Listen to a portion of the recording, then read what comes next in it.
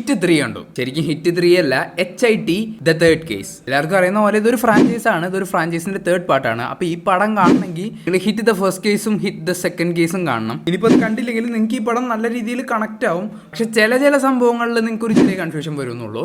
Hit 2 ആണ് എനിക്ക് ഏറ്റവും ഇഷ്ടമുള്ള പടം. ശരിക്കും ഈ ഫ്രാഞ്ചൈസ് എന്ന് വെച്ചാൽ ഹിറ്റ് എന്ന് പറയുന്ന ഒരു ഡിപ്പാർട്ട്മെന്റ് ഉണ്ട്.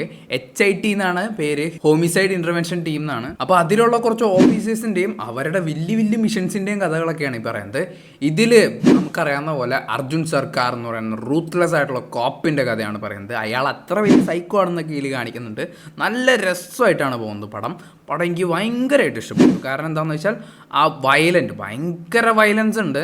പക്ഷേ നമ്മുടെ മാർക്കോൻ്റെ ആ ലെവലൊന്നുമില്ല. കാരണം അത്രയും ലെവലിൽ പോകരുതെന്ന് ചിലപ്പോൾ ഞാനീ പറഞ്ഞിട്ടുണ്ടാവാം.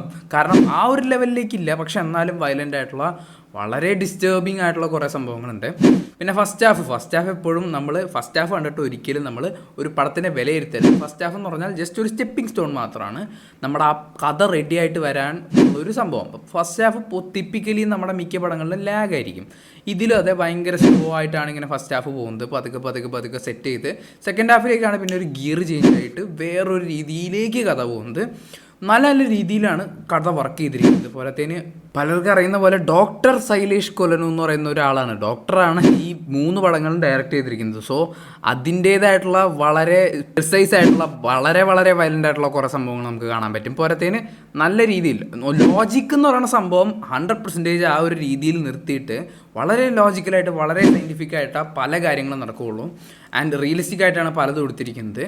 പിന്നെ ഇതിൽ നാനിയുടെ കാര്യം പിന്നെ പ്രത്യേകിച്ച് പറയണ്ടല്ലോ. അങ്ങേര് കിഡിലിനായിട്ട് ചെയ്തിട്ടുണ്ട്. ശ്രീനിധി ഷെട്ടി KGF കഴിഞ്ഞിട്ട് ഇതേ ഇപ്പോൾ ഈ പടമാണ് കോബ്ര ചെയ്തിട്ടുണ്ടായിരുന്നു. അതൊന്നും ആരും മൈൻഡ് ചെയ്തില്ല. പക്ഷേ ഈ പടത്തിൽ നല്ല രീതിയിൽ അഭിനയിച്ചിട്ടുണ്ട്, നല്ല രീതിയിൽ ഉപയോഗിച്ചിട്ടുണ്ട് പുള്ളിക്കാരനെ. ജസ്റ്റ് ഒരു ഗ്ലാമർ റോൾ അങ്ങനത്തെ ഒന്നും ഉള്ളതല്ല, അത്യാവശ്യം നല്ല ഡീപ്പായിട്ടുള്ള ഒരു റോളാണ്. പിന്നെ എല്ലാവർക്കും അറിയുന്ന പോലെ ഇതൊരു ഇൻവെസ്റ്റിഗേഷൻ ജോണറിലുള്ളൊരു പടമാണ്. അത് ഹിറ്റ് ഫ്രാഞ്ചൈസ് തന്നെ ഒരു ഇൻവെസ്റ്റിഗേഷൻ ആ ഒരു മൂഡിലാണ് പോകുന്നത്.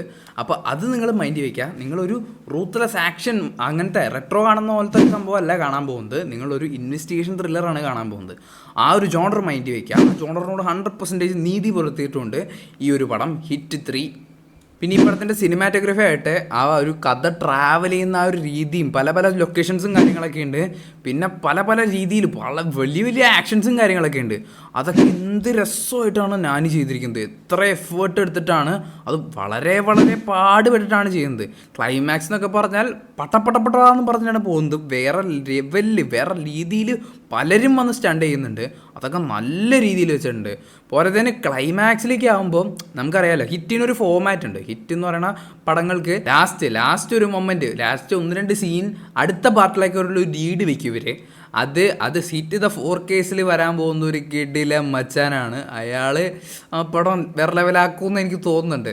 അപ്പോൾ ഹിറ്റ് 4നും ഞാൻ വളരെയധികം ഹൈപ്ഡ് ആയിട്ടിരിക്കുകയാണ്. ഞാൻ ഹിറ്റ് 3 കാണാൻ നിയർലി 3 കൊല്ലം വെയിറ്റ് ചെയ്യായിരുന്നു.